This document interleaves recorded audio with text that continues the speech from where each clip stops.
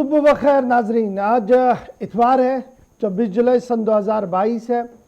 उम्मीद है कि आप सब खैरियत से होंगे।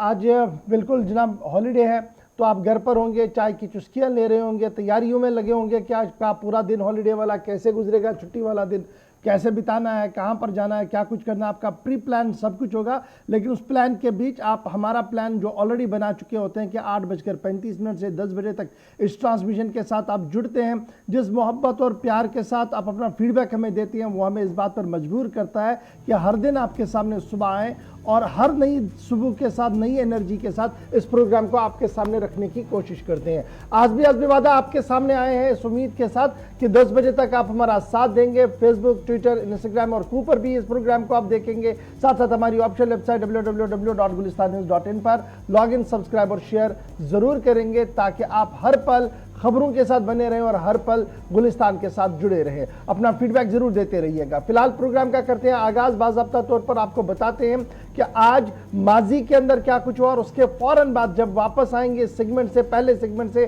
तो खबरों पर हम आएंगे बैक टू बैक। आपको जम्मू कश्मीर से लेकर पाकिस्तान की हर छोटी बड़ी खबर से आपको बाखबर करेंगे। लेकिन सबसे पहले हिस्ट्री ऑफ द डे रखेंगे आपके सामने मेरे साथी आसिफ रशीद।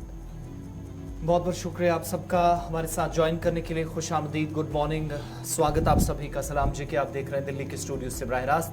10 बजे तक हम और आप साथ साथ रहेंगे। आज इतवार के दिन भी खबरें, तज्जिए और तबसरे इस प्रोग्राम में आगे ज़रूर आप तक पहुंचेंगी।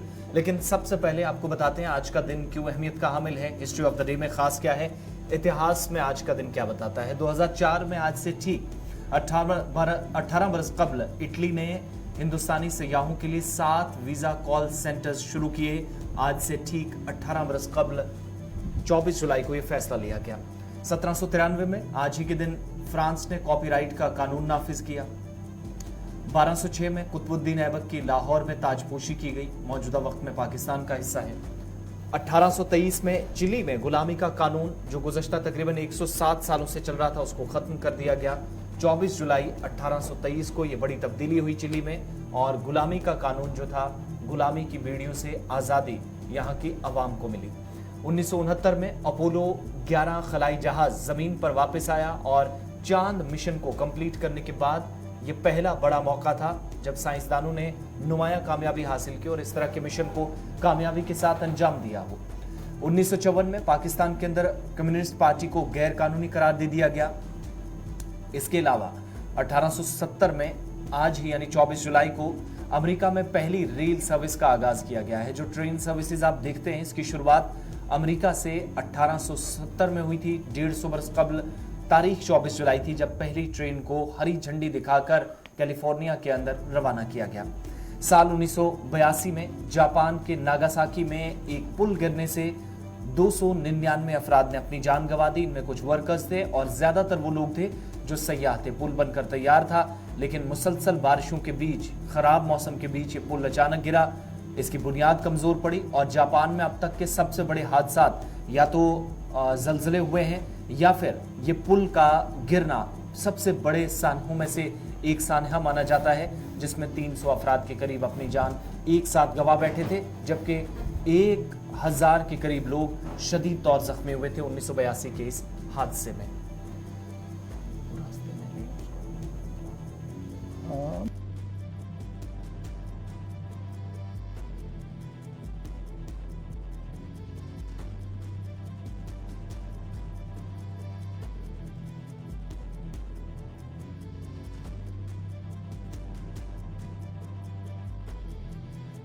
खबर की और सबसे पहले जरा शुरुआत करते हैं साउथ कश्मीर से, क्योंकि आपको याद होगा कि रात देर गए जम्मू कश्मीर पुलिस की तरफ से एक ट्वीट किया गया, जिस ट्वीट के बाद यह साफ किया गया था कि साउथ कश्मीर कुलगाम के रामपुरा गांव के अंदर मिलिटेंट छुपे बैठे हैं और एनकाउंटर में वो इलाका तब्दील हुआ था, वो सर्च ऑपरेशन तब्दील हुआ था।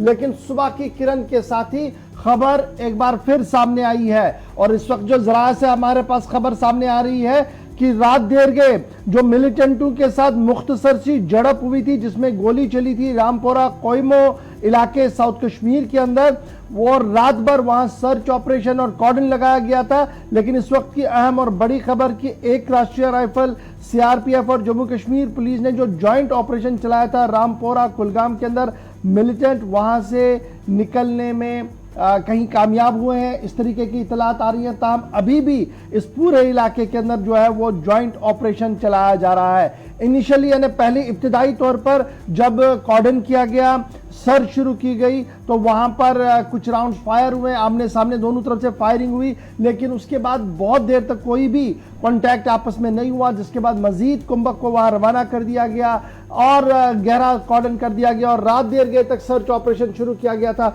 सुबह भी इस सर्च को दोबारा शुरू किया गया है, लेकिन अभी तक किसी तरीके का कोई फिजिकल कांटेक्ट मिलिटेंटों के साथ नहीं हुआ है।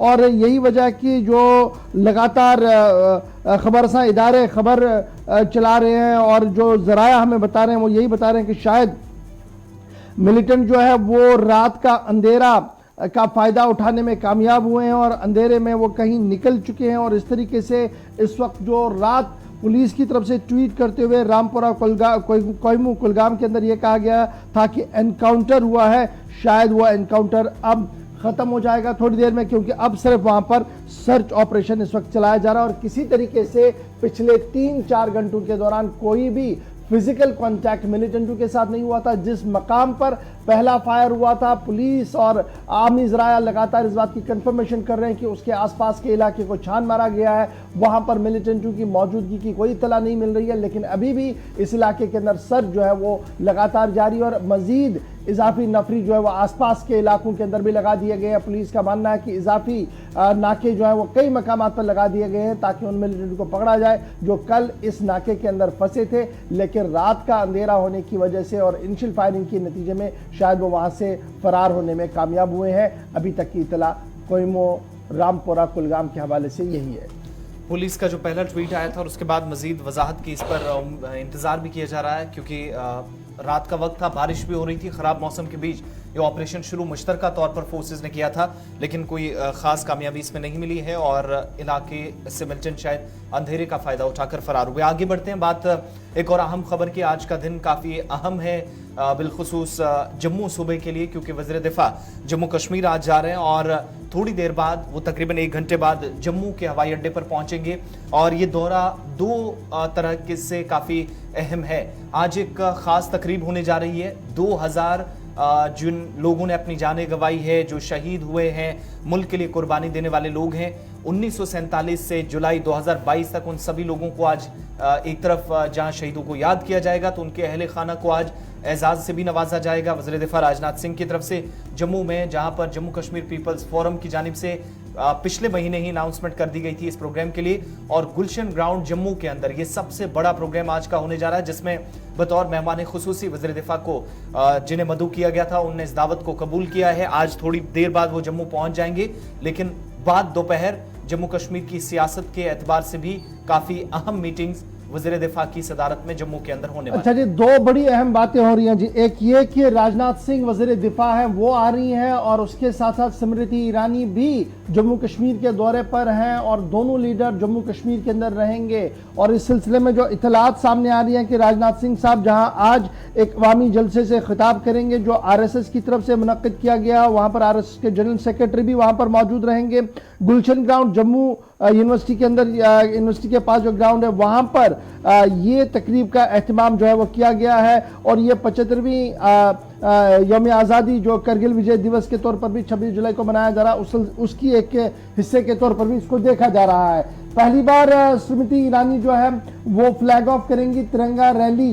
तकरीबन 300 बाइक बरदार जो होंगे, बाइक पर सवार लोग होंगे, वो लाल चौक घंटाघर श्रीनगर से 25 तारीख को कल जनाब चलेंगे और 26 तारीख को वो करगिल वॉर मेमोरियल विजय पर पहुंचेंगे, जहां पर विजय दिवस के मौके पर वो रहेंगे। यानी आज राजनाथ सिंह साहब जम्मू के अंदर सुर्खियों के अंदर रहेंगे, कल स्मृति ईरानी साहिबा श्रीनगर के अंदर रहेंगी, जहां पर घंटाघर से बाज़ाब्ता तौर पर भारतीय जनता पार्टी का जिसका एहतमाम हुआ है बाइक रैली का, वो रवाना की जाएगी। और माना जा रहा है कि तकरीबन 300 के करीब बाइकर जो हैं, प्रोफेशनल बाइकर जो हैं, वो इस तिरंगा रैली का हिस्सा बनेंगी, जिसको बाज़ाब्ता तौर पर फ्लैग ऑफ किया जाएगा। ये 2 तकरीबें। लेकिन इसके हाशिए में राजनाथ सिंह, आपको याद होगा जब गुज़श्ता दिनों जम्मू कश्मीर के दौरे पर आए थे तो एक बड़ा ऐलान इशारों में उन्होंने किया था। उन्होंने कहा था कि इलेक्शन कमीशन अपना काम कर रहा है और शायद इस साल के अंत तक, इस साल के आखिर तक इलेक्शन का बिगुल जम्मू कश्मीर के अंदर बच जाए। वहीं पर माना जा रहा है कि राजनाथ सिंह आज जम्मू में भारतीय जनता पार्टी के लीडरों के साथ भी मीटिंग करेंगे, उस मीटिंग में खिताब करेंगे और असेंबली इंतखाबात से कबल हिकमत अमली पर तबादले ख्याल होगा।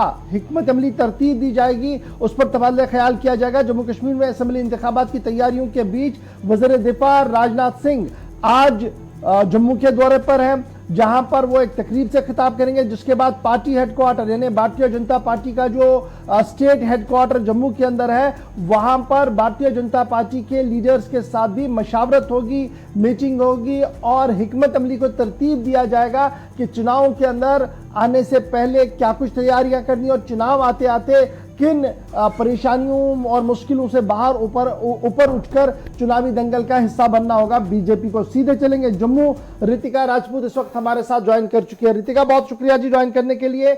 आज का दिन बड़ा इंपॉर्टेंट, पहले फंक्शन और उसके बाद बीजेपी हेडक्वार्टर पर मीटिंग। तो जब वीआईपी की मोमेंट होती है तो सबसे पहले जरा सिक्योरिटी सिनेरियो से जरा बाखबर कीजिएगा कि किस तरीके का सिक्योरिटी सिनेरियो जम्मू के अंदर है। जी बिल्कुल, आपको बता दूं जम्मू के लखनपुर जो कि प्रवेश द्वार है, वहां से लेके गुलशन ग्राउंड जहां पे कि आज का समारोह होने वाला है, जहां पे आजादी का 75वां अमृत महोत्सव और साथ ही साथ कारगिल दिवस भी बनाया जाने वाला है। तो सेफ्टी सिक्योरिटी के तमाम इंतजाम यहाँ पे रखे गए हैं, क्योंकि राजनाथ सिंह के साथ साथ यहाँ पे शहीदों के तमाम परिवार भी सम्मिलित होने वाले हैं, जिसके चलते यहाँ पे सेफ्टी सिक्योरिटी को पूरा इंश्योर किया जा रहा है। तो अभी क्या प्लान के मुताबिक प्रोग्राम कब तक शुरू होने वाला है और डिफेंस मिनिस्टर क्या पहुंच चुके हैं या पहुंचने वाले हैं थोड़ी देर में? शेड्यूल क्या कुछ है उनका? जी बिल्कुल, आपको समय बता दें तो जो निर्धारित समय है वो 10:30 बजे के करीब बताया जा रहा है और 11 बजे तक तो राजनाथ सिंह का आगमन वहां पे हो जाएगा और उसके साथ ही कार्यक्रम का जो रंगारंग आयोजन है वो भी वहां पे कर दिया जाएगा। एक चीज और भी बताएं, जम्मू के अंदर क्योंकि ये मेन गुलशन ग्राउंड जो है वो पुलिस लाइन भी एक तरफ आती है, यूनिवर्सिटी कैंपस है, कॉलेज साथ में है, जहां एनआईटी कॉलेज की ब्रांच भी है और इसके अलावा पॉलिटेक्निक कॉलेज है, यानी बिजी एरिया में से एक है। तो क्या ट्रैफिक को किसी तरीके से डाइवर्ट किया गया है within city? Traffic route में प्लान में कोई चेंजेस नजर आई हैं कल से आज भी सिक्योरिटी सिनारियो के चलते हुए? जी बिल्कुल, आपको बता दूं ये BR अम्बेडकर रोड जो है वहाँ पे यूनिवर्सिटी का कैंपस भी उस तरफ पड़ता है और तमाम बागे बहु जाने वाले रास्ते और रेलवे स्टेशन जाने वाले तमाम रास्ते वहीं से होके निकलते हैं। पर आज जैसे कि संडे का दिन है तो स्टूडेंट्स के लिए कहीं ना कहीं किसी प्रकार की डिस्टर्बेंस वहाँ पे नहीं होने वाली है। जॉब पे जाने वाले लोगों की भी आज कमी जो है वो देखी जाएगी और बाकी जो आम लोग हैं उनके लिए अलग से रोड जो है उसे डाइवर्ट कर दिया जाएगा, ताकि वहाँ पे किसी भी प्रकार की ट्रैफिक से जुड़ी हुई समस्या जो है वो उत्पन्न ना हो। बहुत शुक्रिया रितिका हमारे साथ फराहम करने के लिए। जम्मू से कुल मिलाकर वज़ीर दिफा तकरीबन जो रितिका बता रही थी 10:30 के आसपास प्रोग्राम के मुताबिक वो जम्मू पहुंचेंगे। लेकिन इशफाक खबर यह है कि 15 अगस्त के बाद मजीद पार्टी के सीनियर रहनुमा जम्मू जा रहे हैं और आज पार्टी के तकरीबन 25 टॉप लीडर्स के साथ जहां मुलाकात करेंगे, हिकमत अमली तय पाएगी। इन 25 लीडरान में जहां पर नितिन गडकरी का नाम जो सामने आ रहा है, अनुराग ठाकुर का नाम सामने आ रहा है और ये दौरों का सिलसिला जो है वो यौम आज़ादी के बाद शुरू होगा। लेकिन जहां तक आज की मीटिंग का सवाल है तो पार्टी के टॉप लीडर्स आज वादी से भी और जम्मू से भी जो इस मीटिंग का हिस्सा होंगे वो उन्हें ब्रीफ करने वाले हैं ताज़ा तरीन सूरत हाल पर। और त्रिकुटा नगर जम्मू का जो पार्टी दफ्तर है, पार्टी जराये के मुताबिक तकरीबन 1:30 बजे के आसपास ये मीटिंग होने वाली है। और तकरीबन आज की तकरीब को इसलिए भी अहमियत से माना जा रहा है क्योंकि इसको आज़ादी के अमृत महोत्सव के साथ माना जा रहा है। फिर RSS के नेशनल जनरल सेक्रेटरी वहाँ पर मौजूद रहेंगे। 2000 के करीब उन शुहदाओं के अहल खाना को इज़्ज़त अफजाई की जाएगी जिन्होंने सन 47 से आज तक मुल्क के मुख्तलिफ महाजों पर आकर अपनी जानें निछावर की हैं। और वहाँ पर जो बात कही जाएगी वज़ीर दिफा की तरफ से वो आप बेस लाइन मानेंगे जी आने वाले दिनों में, क्योंकि वहाँ पर सिक्योरिटी सिनेरियो पर भी वो गुफ्तगू कर सकते हैं। भारत पाकिस्तान और भारत चीन की जो सूरत हाल है उस पर भी एक गुफ्तगू होगी। और साथ साथ जब वो बीजेपी हेडक्वार्टर पर जाकर लीडर से मीटिंग करेंगे उसके बाद जो ब्रीफ होगा, चाहे वो पार्टी की तरफ से दिया जाए या राजनाथ सिंह साहब की तरफ से दिया जाए,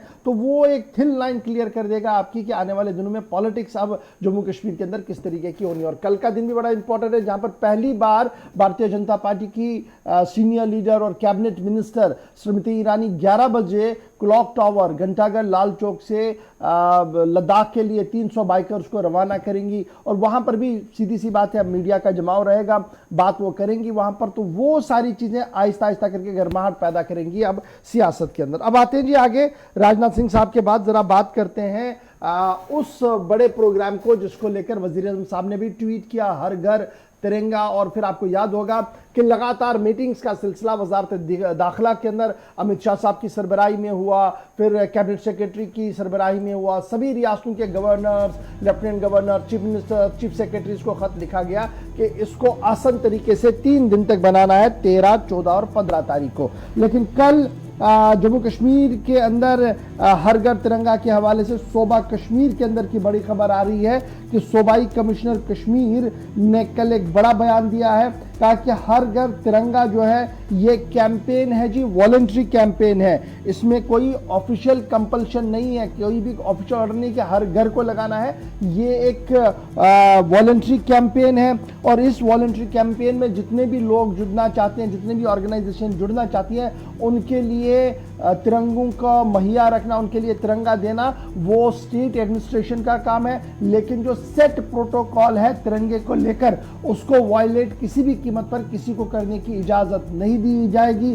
कल सूबाई कमिश्नर पीके पोले साहब का बड़ा बयान आया है कि 13 से लेकर 15 तारीख तक जो मुल्क भर के अंदर हर घर तिरंगे की मुहिम छेड़ी गई है, ये वॉलंटरी तकरीब है, ये सरकारी तौर पर कोई ऑर्डर नहीं है कि हर घर पे लगाना होगा, लेकिन हर सरकारी इदारे पे, नीम सरकारी इदारे पर, ब्रॉडकास्टिंग इदारों पर इस तरीके की तकरीब होनी है, वो सरकार के गाइडलाइंस के अंदर है। लेकिन हर घर का मामला यह है कि वो वॉलंटरी बेसिस पर है। और इस तरीके से जो पिछले कई दिनों से कभी नेशनल कॉन्फ्रेंस की तरफ से, कभी पीपल्स डेमोक्रेटिक पार्टी की तरफ से, कभी दीगर जमातों की तरफ से तंजिया तौर पर या मीडिया के सामने ये बातें रखी गई थी कि इस तरीके से हालात को किस तरीके से लेने की कोशिश की जा रही है और ये मुसल्लत किया जा रहा है जी हर घर को लेकर, उस पर कर पीके पोले साहब का बड़ा बयान आया है। क्या कुछ पोले साहब ने कहा है, जरा छोटी सी साउंड बाइट को आप सुन लीजिएगा ताकि आपके जो डाउट्स हैं जो सोशल मीडिया पर पिछले कई दिनों से चल रहे हैं वो भी कहीं ना कहीं क्लियर हो जाए। बेसिकली ये एक टोटली वॉलंटरी बेसिस पर और ये है मूवमेंट है, इसमें कहीं भी किसी भी तरीके का कंपल्शन नहीं है, ना उसमें कोई इंसिस्टेंस है।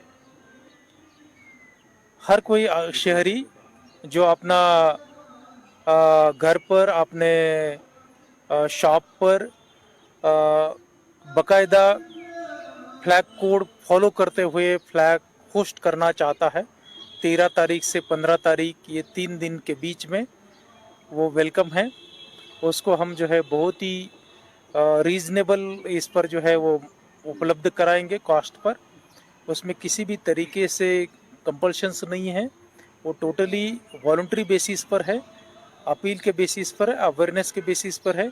सिर्फ ये है कि फ्लैग लेने के बाद फ्लैग कोड का फॉलो हो, उसलिए जो है हम उसको कहेंगे कि भाई कैसे उसको फहराना है, कब अप करना है, कब डाउन करना है, तो वो जो है उसको बताएंगे ताकि जो फ्लैग कोड है उसका कंप्लायंस हो सके। कहाँ तक बेसिकली चलिए, सूबाई कमिश्नर कश्मीर पीके पोले ने उन तमाम सवालात के, उन शक शुबहात के ऊपर आज कहीं ना कहीं ब्रेक लगा दी जो सियासी जमातों की तरफ से, कुछ तंजीमों की तरफ से पूछा जा रहा था कि क्या ये ज़बरदस्ती है, सरकार इसे मैंडेटरी मानती है। लेकिन उन्होंने कहा कि ये अपनी मर्जी से भी, हालांकि सम्मान होना चाहिए, अपमान तिरंगे का ना हो, कहीं पर भी आप इस तरीके से इकदाम ना उठाए कि आपके खिलाफ कोई कार्रवाई हो। लेकिन ये ज़रूर है कि किसी पर ये थोपने की कोशिश, ज़बरदस्ती इस पर किसी तरह की नहीं है पीके पोले के अनुसार।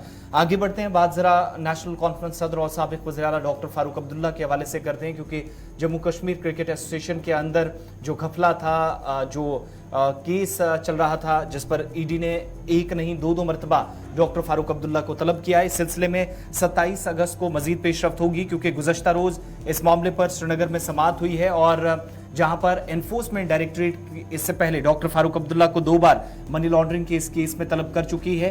अब 27 तारीख को कल जो दलाइल पेश किए गए एनफोर्समेंट डायरेक्टरेट के वकील की जानिब से श्रीनगर के अंदर अदालत में, उसमें उसको बुनियाद बनाते हुए उन पर कहीं ना कहीं जो है संतुष्टि जाहिर करते हुए, उन पर इत्तेफाक रखते हुए अब जज साहब की तरफ से जो है वो डॉक्टर फारूक अब्दुल्ला की अगली पेशी के लिए तारीख तय कर दी गई है और 27 तारीख को उन्हें अदालत के सामने एक बार फिर इस केस के सिलसिले में हाजिर होकर जवाब देना होगा। साथ ही साथ एहसान मिर्जा और उनकी अहलिया, चूंकि वो भी इस केस में, उनका नाम भी काफी सुर्खियों में था, तो उनकी तरफ से भी कल उनके वकील पेश हुए, उनने भी अपनी दलाइल रखी हैं। लेकिन जो सबसे बड़ा नाम है डॉक्टर फारूक अब्दुल्ला का, पहले ईडी और अब जब श्रीनगर के अंदर, जहां पर डिस्ट्रिक्ट सेशन कोर्ट के अंदर, जो अदालत में श्रीनगर के अंदर जहां समाअत गुज़श्ता रोज हुई है, दलाइल ईडी ने पेश किए हैं और बाकायदा एक पूरा बक्सा लेकर, पूरा एक जो बंद संदूक के अंदर जो दलाइल थे, जो डॉक्यूमेंटेशन का प्रोसेस था, वो रखा गया कल बेंच के सामने, जिसके बाद डॉक्टर फारूक अब्दुल्ला दोबारा उनकी पेशी तलब कर ली गई है 27 तारीख को अगले महीने। यानी श्रीनगर की अदालत में डॉक्टर फारूक अब्दुल्ला और दीगर लोग पेश होंगे। अब मामला क्या है जी, आसिफ ने आपको तो समझा ही दिया, लेकिन याद रखिएगा कि श्रीनगर की अदालत में क्रिकेट स्कैंडल के मामले में समाअत हुई और ये पिछले कई सालों से चल रहा है।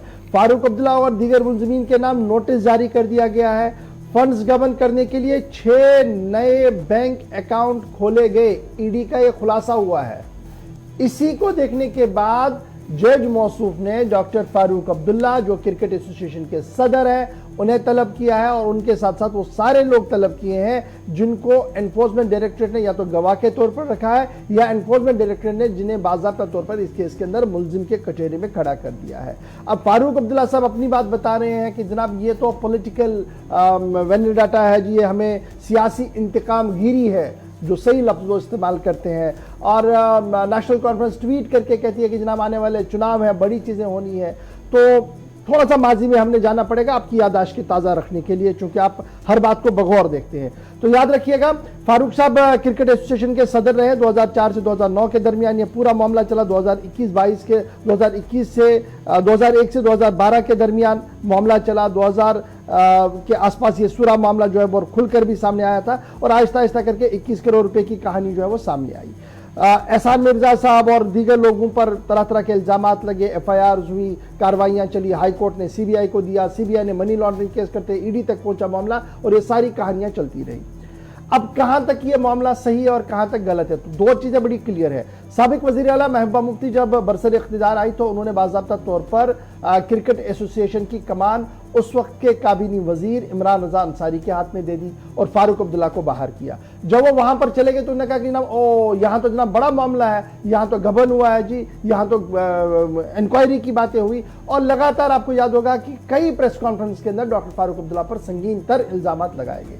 अब वो वाली बात सही थी या आज वाली बात सही है, वो पीपल्स डेमोक्रेटिक पार्टी खुद इसकी वजाहत करेगी। लेकिन असल कहानी यह है कि BCCI की तरफ से पैसा आया था, लेकिन वो पैसा गया कहाँ, न डॉक्टर फारूक अब्दुल्ला किसी भी इंटरव्यू में आज तक बता पाए और ना ही नेशनल कॉन्फ्रेंस की तरफ से कोई वजाहती बयान इस पूरे मामले पर आया। एहसान मिर्जा साहब की भी खामोशी पर कई बार आई है और कई बार जब उनसे ज़राए ब्लाग से पूछा गया था तो उन्होंने कहा कि मामला जी कोर्ट में, इसलिए मैं कोई बात नहीं करूंगा, मैंने जो बात कहनी थी ईडी और दीगर एजेंसीज को कह दी है। तो वो भी कहीं ना कहीं इस बात की एंडोर्समेंट है कि जो उस वक्त की हुकूमत ने बातें उठाई थी, सवाल उठाए थे, वो सही है। फिर जब आप प्लेयर्स की बात करते हैं, उनसे जब आप गुफ्तगू करते हैं, जनाब माजी में और आज के BCCI में आसमान ज़मीन का फ़र्क है, बहुत तब्दीलियाँ हैं, बड़ी चीज़ें ग्राउंड पर है। शायद जो उस वक्त होना चाहिए था वो तब नहीं हुआ, लेकिन अब आहिस्ता आहिस्ता करके वो ट्रांसफॉर्म हो रहा है। ये मैं नहीं, प्लेयर कह रहे हैं जो GA के CA के साथ जुड़े हुए। छोटा सा ब्रेक के उस पर आपको बताएंगे कि अदालत का एक और फैसला भी आया और उसके बाद